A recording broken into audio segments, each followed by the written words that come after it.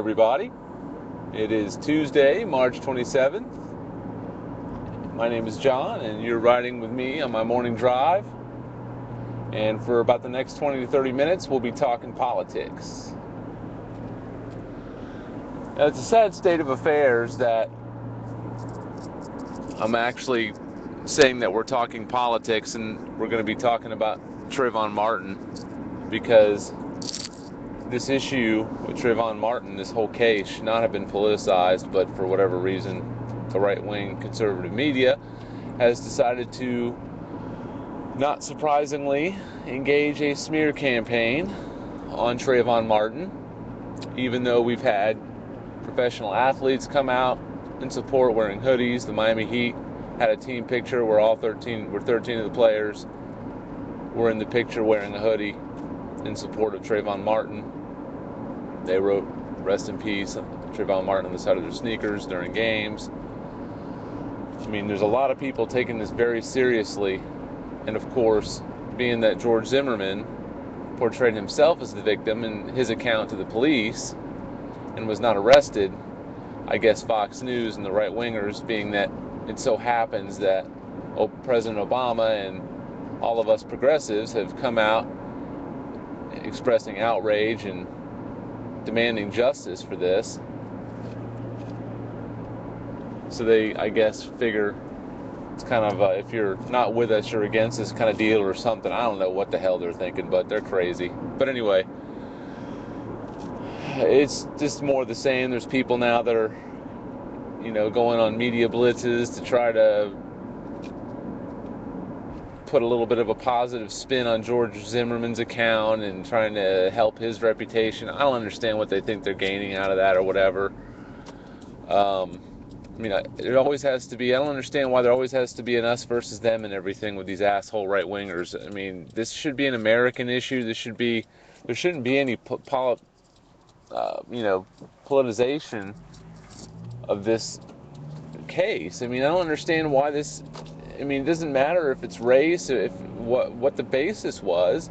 The fact of the matter is, even if George Zimmerman and Trayvon Martin engaged in a fist fight, even if it was like he said, there was no reason for him to shoot him and kill him. I mean, if a 240-pound, 28-year-old man can't handle a 150-pound, 17-year-old, at least, enough to either subdue him or get away from him and get in his SUV and wait for the police to arrive, or at least back him up and point the gun at him, or pistol whip him, or shoot him in the leg or something, but don't freaking kill the kid. I mean, come on, man. I mean, even if that was true, which I don't believe it is, I don't believe his account is true at all. I'm sure they got into a scuffle, yeah. But why is it that there's other witnesses that show or that say that George Zimmerman was straddled on top of Trayvon Martin? That doesn't sound like George Zimmerman's in any real trouble if he's the one on top. He's got the upper hand there.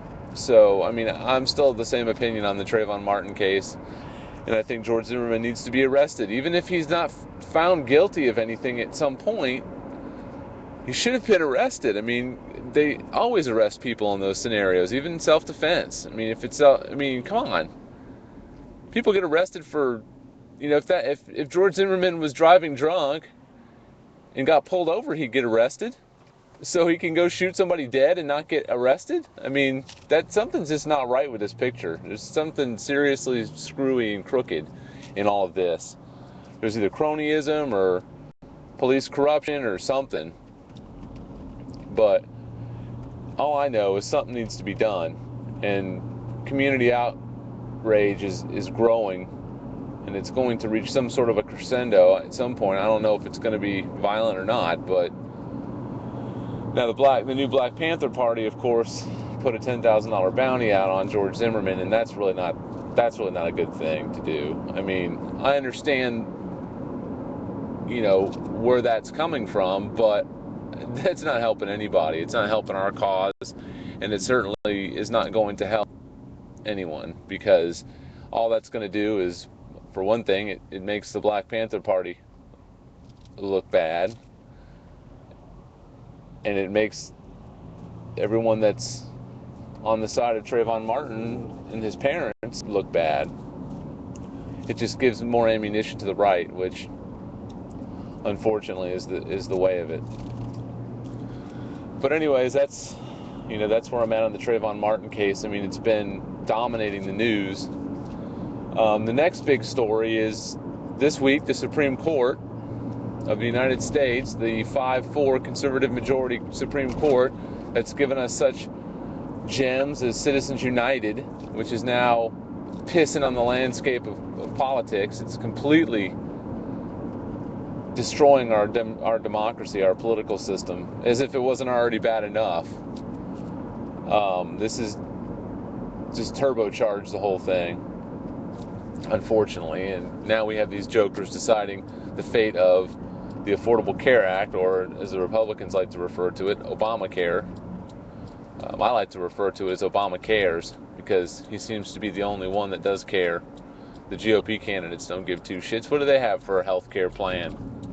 You're on your own. That's their health care plan. So sorry. So, that's about the way it goes. What are you going to do? Those jokers are out in front of the Supreme Court. Rick Santorum's out there with his dog and pony show. Michelle Bachmann's out there saying that Trayvon Martin supporters are imagining things. God, I'm glad she's not in the election anymore, because we don't have to listen to her nonsense on a daily basis, just every so often, which is plenty. And so, we have to deal with her idiotic ass in all this. And of course, if this gets repealed because of a Supreme Court ruling, for one, it's going to be radical on the part of the Supreme Court, and it's just going to further solidify the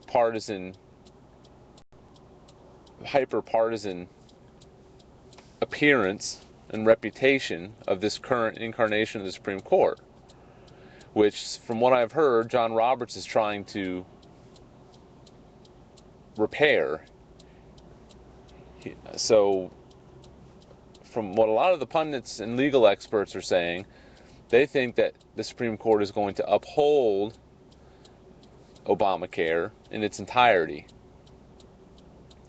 And the thing that's fucked up about this all, excuse my French there, is that this is actually really helping people. It's saved billions of dollars already, because it's providing preventive care to a lot of people.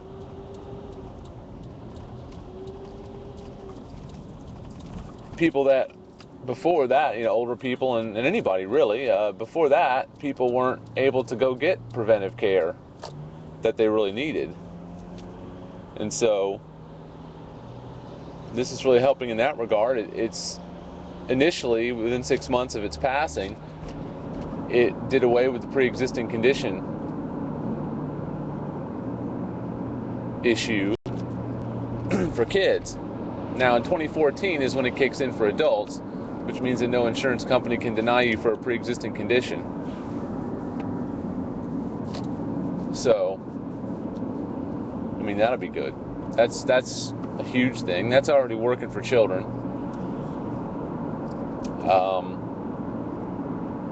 Obviously, there's a few million young people who are also able to stay on their parents' insurance now until age 26, which is definitely a bonus for them. And the CBO is still showing it's going to save over $100 billion on the deficit over the next decade. So it's not costing us anything. Even if it was $0, it'd be revenue neutral. I mean, why wouldn't you want to improve our healthcare system, even if it was just revenue neutral, all things being equal? I mean, the thing that really blows me away about these Republicans is there's tangible evidence of benefits, major benefits, billions of dollars in savings and benefits that people are already seeing from the Affordable Care Act, and they still want to vilify and call it a nightmare and this and that, and of course the mandate is what they're all hung up on. And I don't understand how President Obama, being a constitutional law professor at one point for the University of Chicago, I don't understand how he and his legal team and all the people that would have laid their eyes on this law would have allowed or would have overlooked something that could be ruled unconstitutional by a court. Of course, a court that's not partisan, that's going to actually review the case on the actual information of the case, instead of injecting politics into it, or somebody's getting paid off in the back room by the Koch brothers or some other lobbyists from the insurance lobby that really want this law overturned. But I don't understand how, because it's just going to be a boon for private insurance companies. The mandate's going to actually require people to get health insurance or pay a tax penalty. It's not like you have to go to jail or anything. I mean, Congress is allowed to enact taxes, and that's just another tax. Is basically what it is. It's just a tax penalty, which is basically another tax. If you don't get health insurance, if you get health insurance, you won't be penalized. And if you can't afford it, then the government will subsidize you, which in a roundabout way, funneling everything through the private insurance industry, it's kind of like, it's not really universal health care, but it's a way to get everybody covered. And you'd think that the private insurance companies would love this because it's a boon. I mean, and I think you don't really hear them necessarily, from what I've heard, trying to get this overturned so much as just Republicans in general who want to portray it as a government takeover of healthcare, which it absolutely is not. And of course, they've done a masterful job with the misinformation campaign. They're good at that, as we well know. And so today could be a big day, but by the end of today we might know. Yesterday was the first day of the deliberations, and today could be the day that we find out whether or not the Affordable Care Act continues in its current form or not, or at all. So, I mean, one way or the other, Obama's going to be able to campaign successfully with it. You can, if they keep it intact, he can say, you know what, even the Supreme Court said it was constitutional, and my friends on the right have no basis for their lawsuit, and they need to cease and desist. Or if it gets overturned, he can say, you know what, all these people that, all of you people out there who have seen benefits from my Affordable Care Act need to express your outrage to your Congress people and all of your elected officials to let them know that you don't appreciate those benefits being taken away. Those are, in some cases, life-saving. So, I mean, that's the way it's going to go down. I mean, no matter how the Supreme Court rules, Obama's going to probably be able to make lemonade out of lemons. So, but the fact of the matter is, it's a ridiculous thing that we're focusing on trying to get this overturned, and we have to have the Supreme Court here because some dipsticks in different states, attorneys generals, decided that they need to waste taxpayer dollars and time focusing on getting this law overturned instead of what's really a problem in the country, which is creating jobs. We need to be working on jobs legislation, not overturning Obamacare, which is actually helping people. It's just a sad state of affairs, as I said previously. And I can't believe that in the latest poll, I don't remember which poll it is, I think it's a CNN poll or something like that, that Obama's only beating Mitt Romney by 2% and Santorum by 5%, and among independents he loses to both. Are you freaking kidding me? Independents? Good Lord, people, pull your head out of your butt. What the heck are you freaking thinking? It can't be because of the war, because freaking Mitt Romney and Rick Santorum will have us bombing Iran on day one, probably. So if you want more wars, all these freaking Nimrod independents that are going to vote for Ron Paul or whatever stupid dumbass candidate they're going to vote for, that their vote's going to be a waste. I know damn well they're not voting for freaking Rick Santorum or Mitt Romney. The anti-war crowd definitely ain't voting for them. I mean, you can say, oh, Obama, he's still got us in Afghanistan and blah, blah, blah, blah. Okay, he's pulling us out of there slowly. By 2014, we're going to be out of there. Then we won't be anywhere. God, the guy pulled us out of Iraq already. I mean, yeah, he didn't do it on the timetable you would have liked. But you know what? Some of these dipshits that run around wanting to, scream bloody murder at Obama for not getting us out of certain places quickly enough, or this or that, or being fickle, they might want to walk in the man's shoes for a day and understand exactly what we're up against from a strategic standpoint or from a logistic standpoint or whatever before you start throwing stones.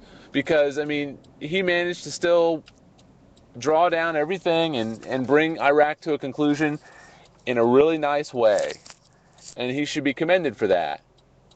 And he's working on Afghanistan, but we can't just pull out of Afghanistan really quickly because, the Taliban is a threat. I mean, people just, the Taliban is still over there. They've got a presence. We got to make sure that they're not going to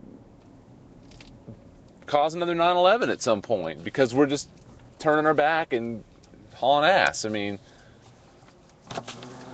I know some people may not agree, but to me that's relatively important. Now, granted, I'm the first one. I want to get the heck out of there. I want to end all these wars and bring home a lot of these troops that are in different places. I'm sure strategically there's a reason why we have troops in different places still. But I'm sure we could bring it down. And I'm sure Obama in his second term would do that. I'm sure he's going to look long and hard at the defense budget.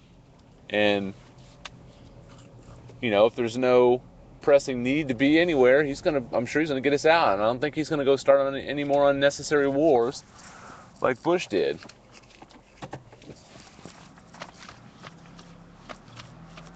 I mean, he doesn't have a history of doing that. I mean, you could say, oh, Libya. Well, no, Libya wasn't an unnecessary war. It was a humanitarian effort. And that was a joint effort between us and a coalition of countries, as it should have been with Iraq, although Iraq should never happen. So anytime we're going to do anything, it should be with the cooperation of other countries.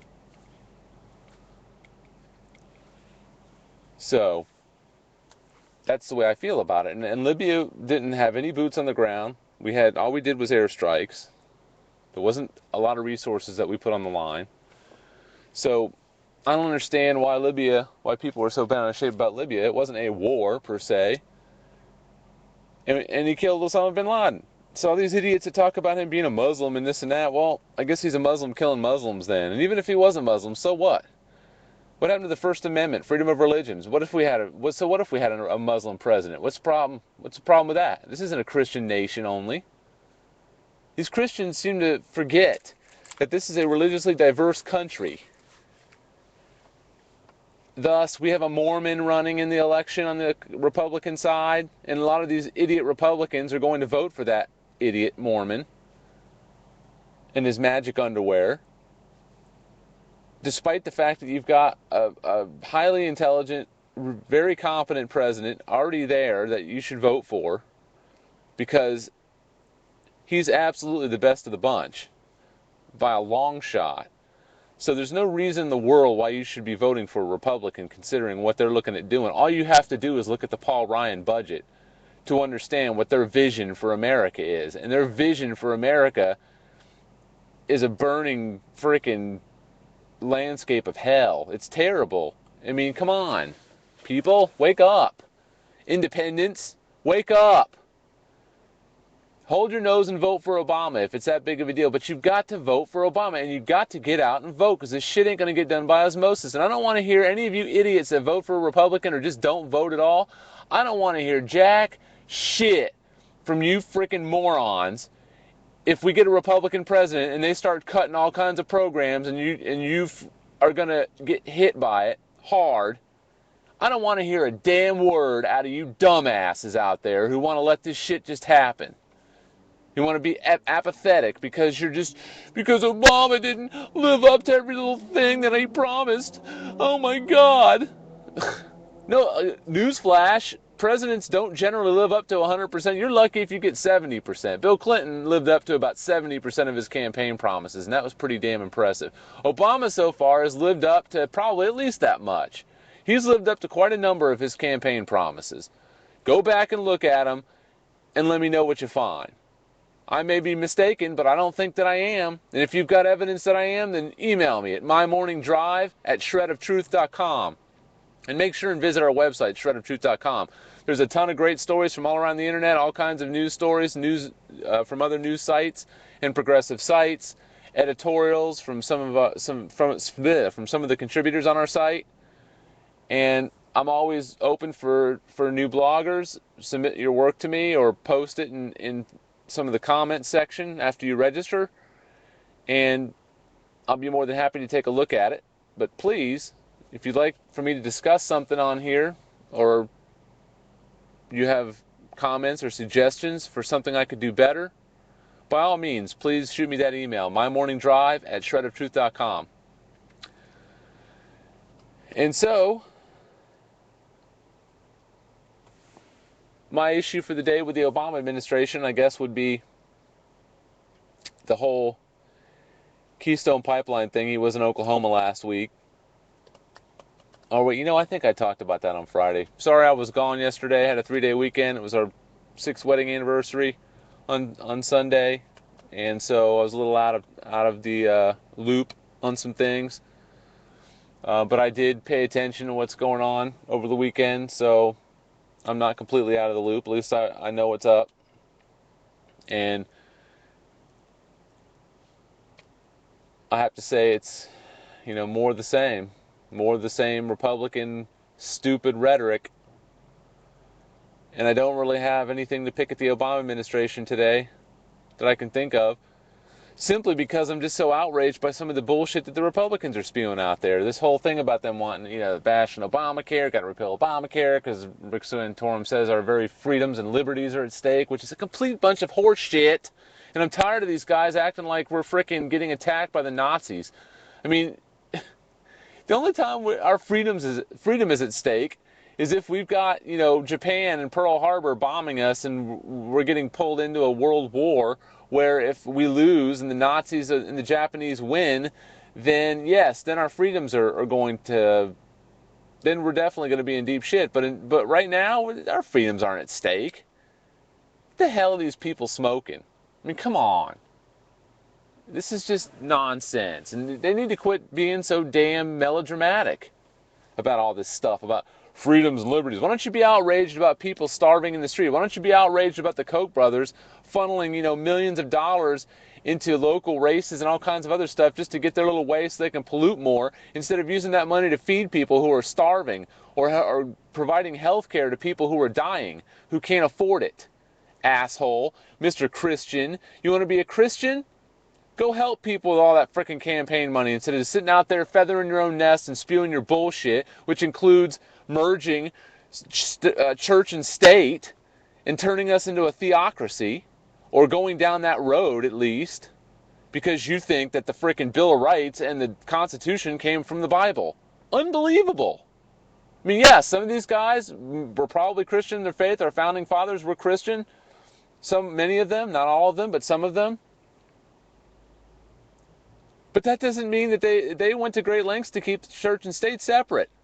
So, yeah, they might have had some ideas from the Bible or from their faith that they incorporated into the Constitution. Because, those are good virtues, some of them. Not all of them, but some of them. The ones that made it into the Constitution seem like good ones. But do you think the right to bear arms came from the Bible? I don't think so. I highly doubt that. I mean, come on, people. Open eyes. Take off the religious blinders. Leave the religion at the door. And let's talk politics. And let's talk about government and how to get it to work efficiently, instead of sitting there bashing it, saying it's the problem. It's not going to go away. You're not going to eliminate government. You're not even going to be able to drown it in a bathtub. Make it small enough to drown in a bathtub, as Grover Norquist likes to put it. I mean, come on, people. How is this race this close? I mean, come on, you've got a stark contrast between the left and the right, and what the right wants to do with this country and where they want to take us, which is back to the George Bush years on steroids, versus the Democrats and the progressives who just want to try to help citizens and make their lives better through good government. Come on. It's not rocket science. So anyways, I'm a little fired up today about all this. I'm just disgusted with this country. how there can be polls that show the race that close when we have such a stark contrast.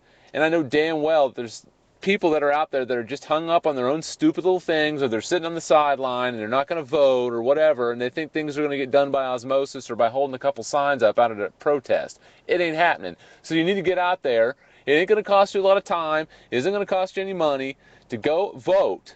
Damn it. Do your damn civic duty, and do not let this country get into the hands of a bunch of radical right-wing nut jobs who want to frickin' overturn Roe v. Wade and thrust us back decades in the civil rights department, who are attacking women's health care, reproductive rights. I mean, come on. It's a war on everything that we know to be right. And I'll be damned if I'm going to sit by and let it happen. And you should be ashamed if you do. So anyways, you guys have a great Tuesday, March 27th. I'm out of here.